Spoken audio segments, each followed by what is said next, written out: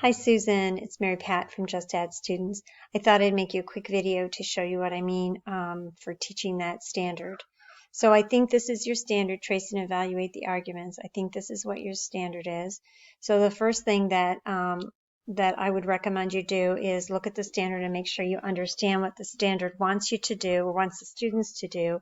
And then I like to have an I can statement so that it tells me and tells the students, so you share this with your students, of what they're trying to do. And it kind of, the standard breaks down into three big chunks. What's the argument? How does the author support the argument, and is the support credible? So I would start with those questions, and then I would model these questions for my students. So an easy way to model this is to use a video, and this one is from the CDC about washing your hands correctly.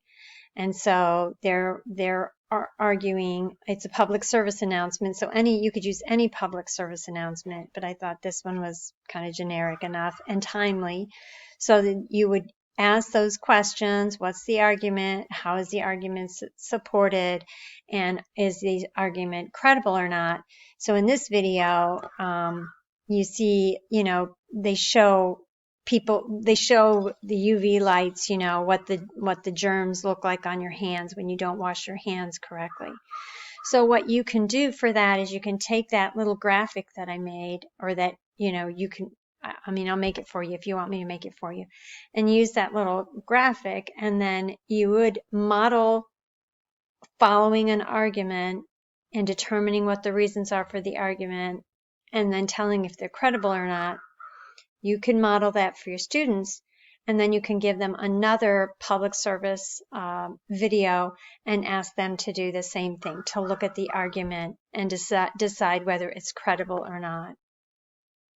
So one of the things that your students will probably notice when they're looking at these CDC or any other kind of public service announcements is that sometimes there really aren't any reasons. They'll say, wash your hands, cover your mouth.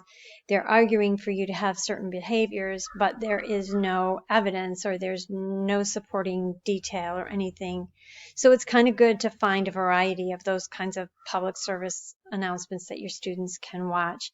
And because it's something that they can watch and they can answer 3 simple questions about it, it's not really going to be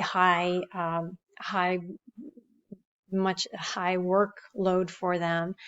And it'll be, since you have a short time on Google, you can model this particular thing very quickly, because most of the videos are 1 or 2 minutes long. I hope that helps.